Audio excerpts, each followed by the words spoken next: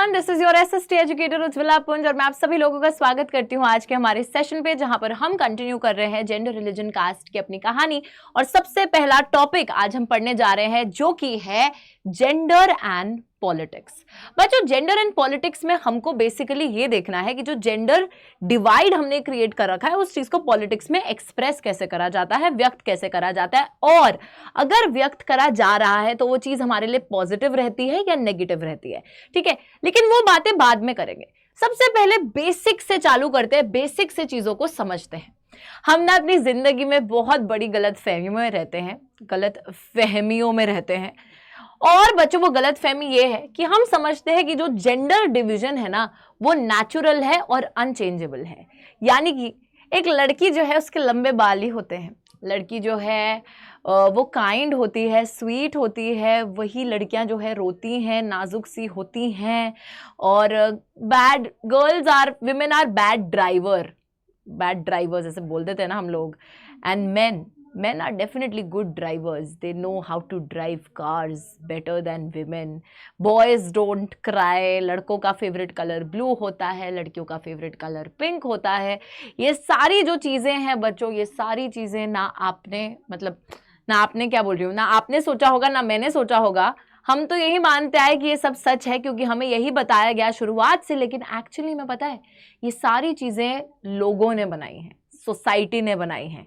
These things are not at all natural. कौन बच्चा है यार पैदा होते ही वो बता रहा है मेरा फेवरेट कलर पिंक है या ब्लू है, या फिर मैं तो सिर्फ जो है मतलब एक तरीके से मेरे को टॉयज में बारबी डॉल ले दो या फिर मेरे को टॉयज में गाड़ियां ले दो। नहीं ना, ये तो हमारी सोसाइटी हमारे साथ करती है। जब एक लड़की पैदा होती है तो उसको पिंक कपड़े पहना दिए जाते हैं, रोती है तो कहते हैं अरे लड़कियां तो रोती हैं, मतलब नाजुक होती हैं दिल से, लड़की को मारो मत, है ना, वो बेचारी नाजुक है, और ये मत करो वो मत करो, मतलब समझो आप।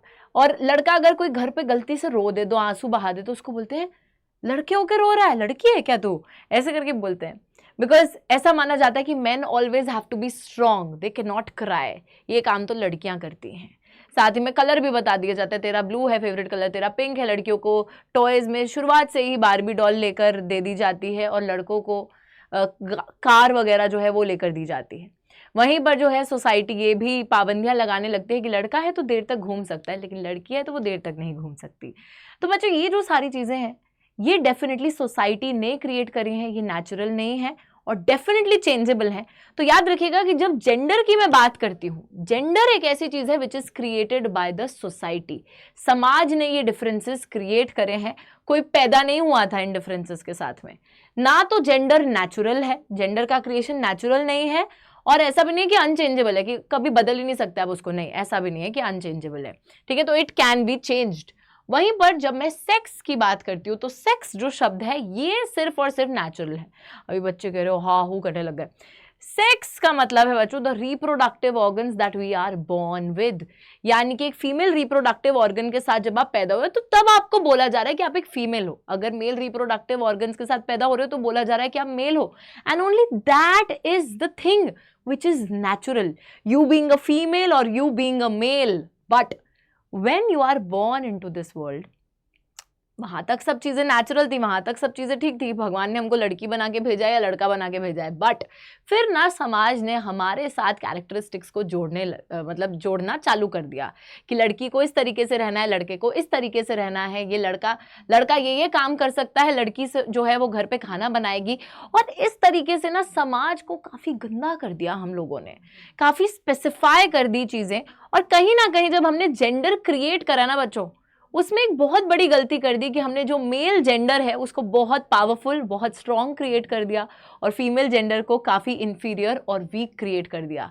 वहीं पर हमने एक सेक्सुअल डिवीजन ऑफ लेबर भी कर दिया, जहां पर हमने ये भी बता दिया कि लड़का है तो वो ये काम कर सकता है, लड़की है तो वो ये काम कर सकती है। बट वहां पर भी जो प्रोफेशंस, मेल प्रोफेशंस के साथ आप जोड़ते हो वो काफ़ी स्ट्रॉन्ग प्रोफेशंस है, और फीमेल के साथ आप कैसे काम जोड़ते हो जो काफ़ी वीक प्रोफेशन है कि घर पे रह के खाना बना लो।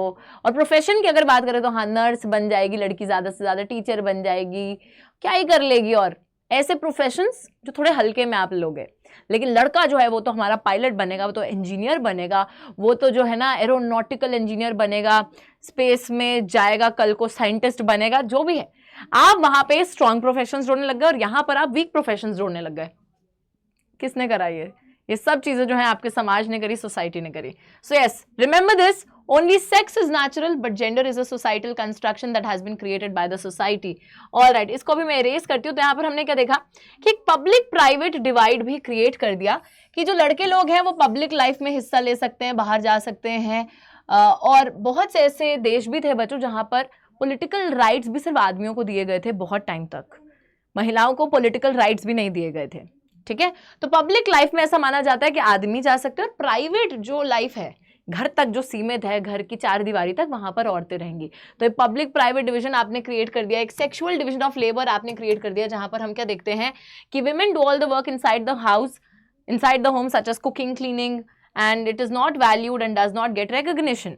महिलाओं के काम को उतना वैल्यू नहीं करा जाता है, ना ही रिकग्निशन दिया जाता है। आप ये देखो, लाइफ में पता है कोई भी प्रोफेशन हो, बड़ा से बड़ा, उससे भी ज्यादा काम आपकी मम्मी अगर एक हाउसवाइफ है तो वो करती हैं, लेकिन आप उस काम को इतनी वैल्यू नहीं देते हो बिकॉज उस काम का कोई पैसा नहीं मिल रहा है, उनको इकोनॉमिक वैल्यू नहीं है उस चीज की। अगर उसी काम का पैसा मिल रहा है तो बहुत वाहवाही हो जाएगी, बट उस काम को रिकग्निशन ही नहीं मिल रही है क्योंकि उसका कोई पैसा ही नहीं मिलता है। Although she is working through out the entire day, Sundays को भी वो काम करते हैं, जब आप लोग सबकी छुट्टी होती है तब भी वो उतना ही काम कर रहे हैं, but you don't give that much value and that much recognition to that household work.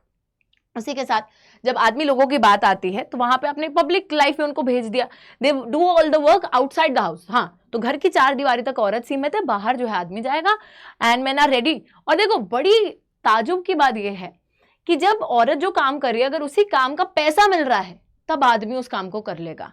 मतलब कि अगर किसी रेस्टोरेंट में शेफ का काम है या फिर किसी बाहर जगह पर क्लीनिंग का काम है, तो वहां पर आदमी लोग आपको ज्यादा देखने को मिलेंगे, because if that work that women are doing for free, if that work is something that men are being paid for, then they are ready to take up that job, नहीं तो नहीं।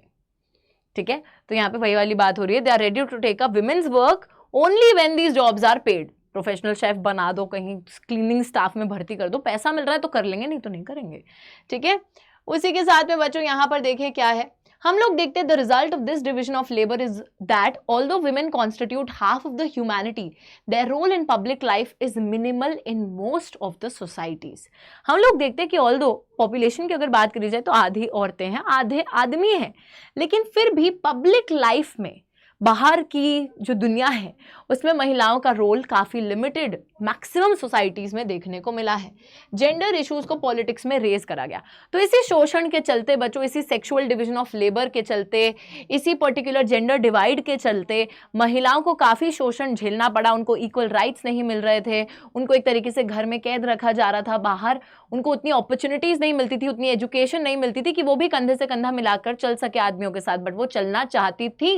And that is why in issues को politics में raise किया जाता है, politics में उठाया जाता है। Women in different parts of the world agitated for equal rights, demanded enhancing the political and legal status of women। तो महिलाएं जो हैं अलग अलग वर्ल्ड के हिस्सों में इक्वल राइट्स के लिए लड़ती हैं, डिमांड करती हैं कि पॉलिटिकल और लीगल स्टेटस जो है महिलाओं का वो और ज़्यादा एनहांस हो, और इन्हीं पर्टिकुलर मूवमेंट्स को फेमिनिस्ट मूवमेंट्स बोला जाता है। फेमिनिज्म की जब हम बात करते हैं ना, तो बहुत से लोग, एक मैंने इंटरव्यू भी देखा था एक बहुत जानी मानी सेलिब्रिटी का, और वो वहाँ पे कह रहे हैं, उनसे पूछ रहे हैं कि आर यू अ फेमिनिस्ट, तो वो रिप्लाई में कहती है, see I believe in equal rights for men and women but I am not a feminist. एज बड़े गर्व की बात है। So although she doesn't even know the meaning of what feminism is, feminism actually means equality। Feminism का कहीं पर भी ये मतलब नहीं होता है कि feminism is talking about the superiority of women। It is not. It is actually just demanding the rights that men were already getting throughout the world। आदमियों को वो अधिकार पहले से मिल रहे थे, महिलाओं ने जब सेम अधिकारों की मांग करी, इक्वालिटी की मांग करी, तो उन्हीं मूवमेंट्स को फेमिनिस्ट मूवमेंट्स कहलाया जाने लगा। तो फेमिनिज्म की डेफिनेशन बच्चों अपने दिमाग में भी सुधार लीजिए। कोई भी आदमी और औरत जो कि equal rights for men and women में बिलीव करता है, that person is a feminist.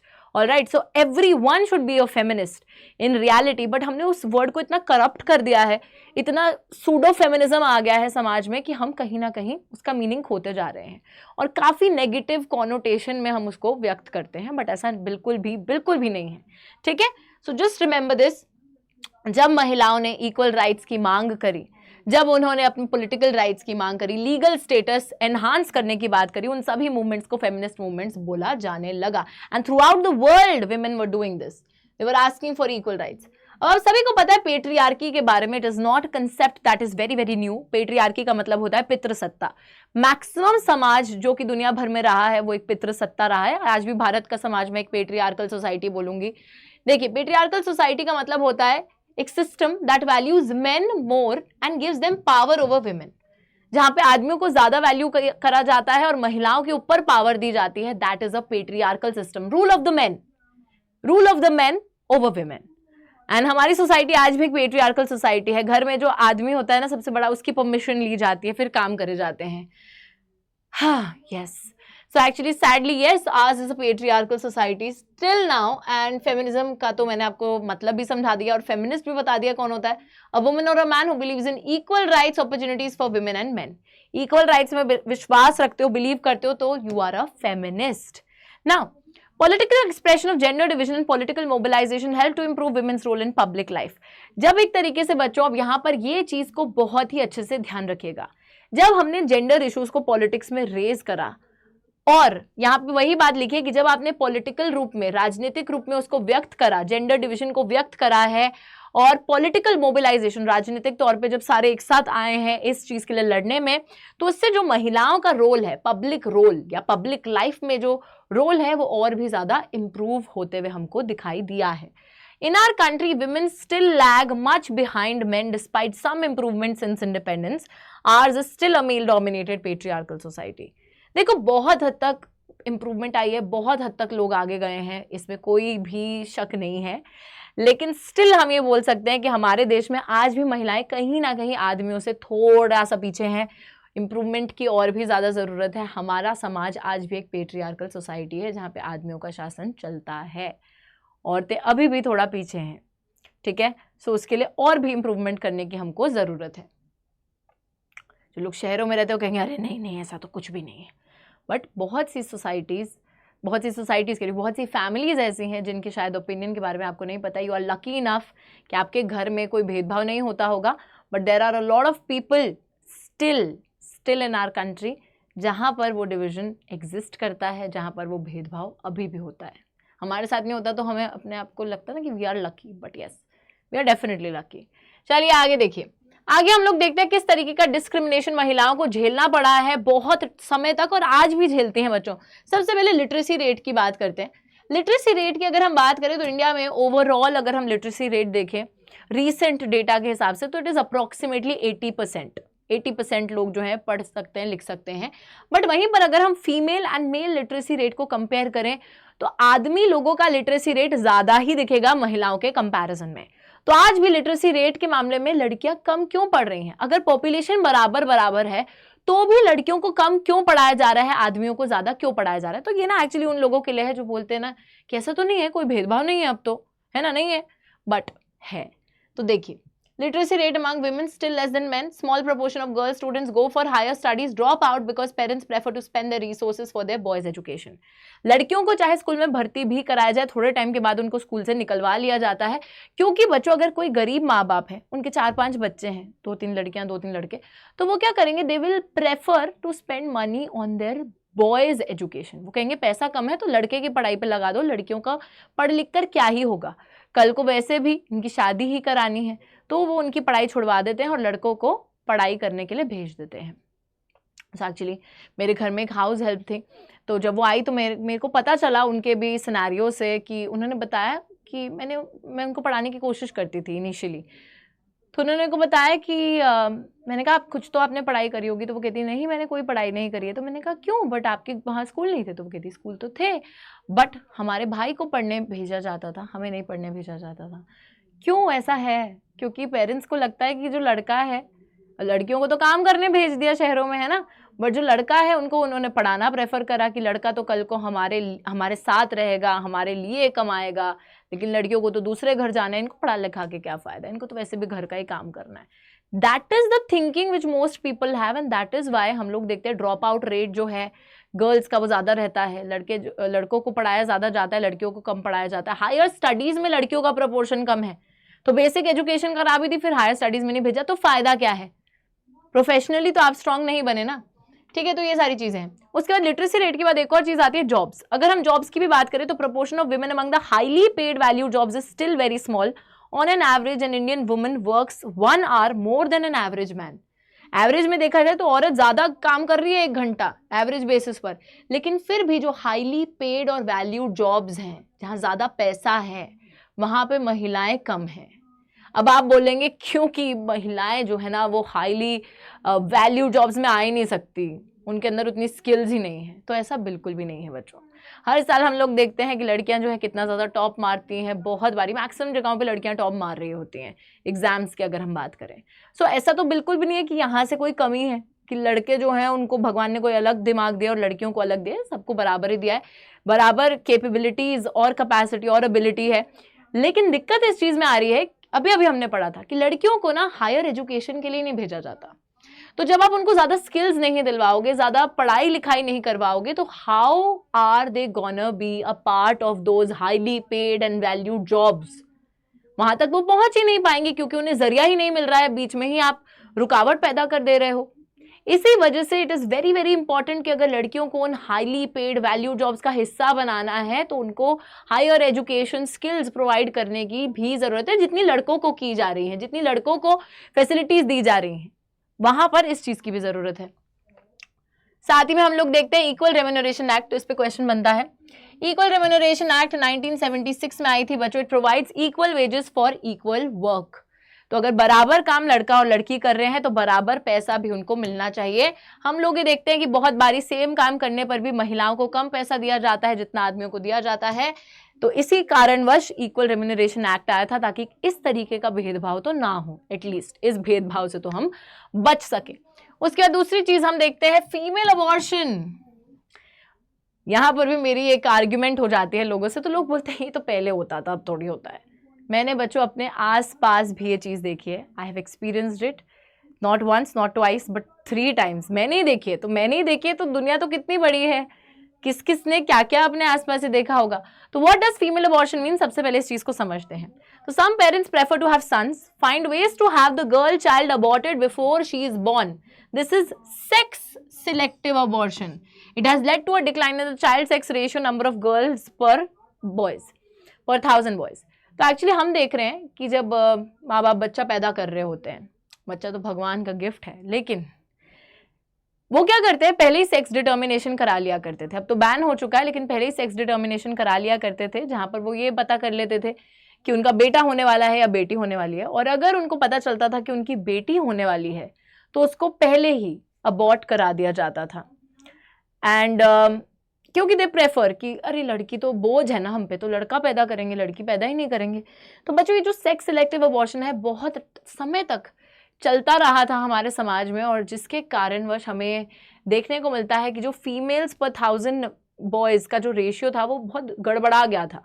लड़कियां बहुत कम रह गई थी एज कंपेयर टू बॉयज। अभी बहुत बेटर है सिचुएशन, एंड आई थिंक कहीं ना कहीं the number of girls is more than the number of boys if you see now. But still वो तो भगवान ने पूरा कर दिया होगा उस चीज़ को। लेकिन बच्चों हम क्या देखते हैं कि बहुत टाइम तक ये चीज़ चलती रही, एंड सेक्स सिलेक्टिव अबॉर्शन के चक्कर में चाइल्ड सेक्स रेशियो जो है वो भी गड़बड़ा गया। और कितनी गलत चीज़ है, मतलब आप वही ना इस देश लाडो एक शो आता था कि लड़की को पहले ही मार दे रहे हैं, उसको आने भी नहीं दे रहे हैं वर्ल्ड में। इतनी क्या बुरी लग गई आपको गर्ल चाइल्ड। तो this is what used to happen. And actually पता है अब चाहे बैन भी हो चुकी है ये चीज़, still there are a lot of people through illegal means they do such things. Shame on them obviously, ठीक है, shame on those people who still believe, मतलब इतना वर्ल्ड में तरक्की और हर चीज़ देखने के बाद में कि लड़कियाँ what all girls can do, even after seeing that if they still believe in these things, so we can not do anything about it. Problem यहाँ है ना। चलिए आगे चलते हैं और यहाँ पर देखते हैं और क्या बात हो रही है। देखो, urban areas have also become particularly unsafe for women, not safe even within their own home from beating, harassment, other forms of domestic violence। तो यहाँ पर बात करी जा रही कि ऐसा नहीं कि रूरल एरियाज में ही हर चीज़ चल रही है, हर चीज़ गलत हो रही है। अर्बन एरियाज भी बच्चों बहुत ही अनसेफ है महिलाओं के लिए। बाहर तो चलो वैसे ही बोलते क्राइम रेट बहुत ज़्यादा है, फीमेल रेप केसेस आते हैं, हरासमेंट केसेस आते हैं, ईव टीजिंग है, ग्रोपिंग है, ऑल ऑफ दीज थिंग्स, ठीक है। बाहर तो अनसेफ है ही है, घर के अंदर भी सेफ नहीं है। तो घर के अंदर अगर हम देखें, बहुत बारी जो लड़कियां होती हैं दहेज ना देने के कारण उनको जो है ससुराल वाले पीटते हैं, पति पीटता है, beating case, domestic violence, harassment, ये सारी चीज़ें जो है, और हरासमेंट जरूरी नहीं है कि सिर्फ दहेज के कारण ही, बहुत सारी और चीज़ें होती हैं बच्चों जिसकी वजह से लड़कियों को ये सब झेलना पड़ता है। सो घर के अंदर भी सेफ नहीं है। साथ ही में अगर पॉलिटिकल रिप्रेजेंटेशन की बात करें कि राजनीति में क्या रिप्रेजेंटेशन है महिलाओं का, तो इस चीज़ को देखते हैं। Problems of women didn't get adequate attention. One way to ensure this is to have more women as elected representatives. In India, the proportion of women in the legislature has been very low. In the government, cabinets are largely all male, even when a woman becomes the chief minister or the prime minister. तो एक तरीका महिलाओं के कम representation से deal करने के लिए यही था कि पॉलिटिक्स में उनको ज़्यादा से ज़्यादा रिप्रेजेंटेशन मिल सके। हम लोग देखते हैं कि महिलाओं का जो रिप्रेजेंटेशन है पॉलिटिक्स के अंदर, लेजिस्लेचर्स में, वो काफ़ी कम पाया जाता है। अगर एक औरत प्रधानमंत्री भी बन जाएगी या सीएम भी बन जाएगी तो भी बाकी जो कैबिनेट रहेगी वो मेल डोमिनेटेड रहती है, तो बहुत कम रिप्रेजेंटेशन था। और इसी कारणवश बच्चों हम लोग देखते हैं कि एक विमेन रिजर्वेशन बिल लाया गया था जहां पर कि महिलाओं को, क्योंकि उनका पार्टिसिपेशन इतना कम है, तो उस चीज को इंक्रीज करने के लिए सीट्स को रिजर्व कर दिया जाए, 1/3 सीट्स को रिजर्व कर दिया जाए फॉर विमेन कैंडिडेट्स। बट ये बिल इतने समय तक पेंडिंग था कि उसके ऊपर एक कार्टून भी बन रखा है जहां पर ये सारे ऊपर सारे आदमी हैं, आप लोग देख सकते हो, और नीचे एक औरत खड़ी है बिल लेकर, और ये सारे ने गेट पे भी कब्जा कर रखा है आदमियों ने, कि अंदर ही नहीं आने दे रहे हैं, और ऊपर से बोल रहे हैं don't worry we'll find a way for you. तो बेसिकली ये बताया जा रहा है कि the legislatures are male dominated and they are just giving a false hope to the female females कि हम कोई नहीं, चिंता मत करो, हम जरूर रास्ता निकालेंगे आप लोगों के लिए भी, बट ऐसा वो नहीं करने वाले, इंटरेस्टेड नहीं है। ठीक है, तो एक कार्टून के थ्रू उस चीज को एक्सप्रेस करा गया, काफी सीरियस इशू को। बट हम लोग देखते हैं बच्चों क्या होता है यहाँ पर लोकल गवर्नमेंट में, पंचायती राज सिस्टम्स में आज भी पंचायत और म्यूनिसिपैलिटीज में महिलाओं के लिए सीट्स रिजर्व्ड हैं 1/3। और रिसेंटली बहुत एक बड़ी अचीवमेंट हुई है, 27 ईयर्स के बाद में जो विमेन रिजर्वेशन बिल था उसको पार्लियामेंट में इंट्रोड्यूस करा गया, लोकसभा में, राज्यसभा में, और इसको पास करा गया है। ठीक है, एंड 1/3 रिजर्वेशन इस बिल के थ्रू अब महिलाओं को प्रोवाइड करी जाएगी in the Lok Sabha and the state assemblies. तो 1/3 रिजर्वेशन अब प्रोवाइड करी जाएगी। तो 27 सालों के बाद बिल जो है पास हो गया है फाइनली। अभी वो खड़े थे ना, कह रहे थे हम जरूर रास्ता निकालेंगे, तो रास्ता निकल ही गया है शायद। और बच्चों इस चीज को बस लागू होना बचा है, तो लागू भी बहुत जल्दी ये चीज हो जाएगी। तो इसी के साथ हमारा जो टॉपिक है जेंडर एंड पॉलिटिक्स, हमने उस चीज को कंप्लीट कर लिया है। बेसिकली इस टॉपिक में हमने बात करी सेक्स और जेंडर डिवाइड के बीच में कि sex is the only thing that is natural, gender is not natural, it is created by the society. Public private division की बात करी, सेक्सुअल डिवीजन ऑफ लेबर की बात करी, फेमिनिस्ट मूवमेंट्स की बात करी, किस तरीके से महिलाओं के साथ आज भी डिस्क्रिमिनेशन होता है, उन सारे एस्पेक्ट्स को देखा। और फिर लास्टली हमने विमेन्स पॉलिटिकल पार्टिसिपेशन की बात करी और उस पार्टिसिपेशन को एनहांस करने के लिए जो रिजर्वेशन बिल है उसकी बात करी। तो इसी के साथ हमारा ये जो टॉपिक है समाप्त होता है। बट एक चीज जरूर याद रखिएगा बच्चों कि जब जेंडर को पॉलिटिक्स में एक्सप्रेस करा गया तो वो डिवीजन काफी पॉजिटिव था, क्योंकि उस वजह से महिलाओं को पॉलिटिक्स में और भी ज्यादा और पब्लिक लाइफ में और भी ज्यादा राइट्स मिले हैं। ठीक है, तो उनके लिए वो चीज पॉजिटिव रही है। बट क्या ये चीज रिलीजन जब आएगा, रिलीजन और कम्युनलिज्म की जब सोच आएगी, क्या उसको पॉलिटिक्स में एक्सप्रेस करना सही रहेगा कि नहीं रहेगा, we will know in the next class. आप तब तक मेरे को बताइए कि कैसा रहेगा वो एक्सप्रेशन रिलीजन को जब हम पॉलिटिक्स में लेकर जाएंगे, पॉजिटिव या negative. Do let me know in the comments and I will see you next time along with that topic. तब तक के लिए टेक केयर एंड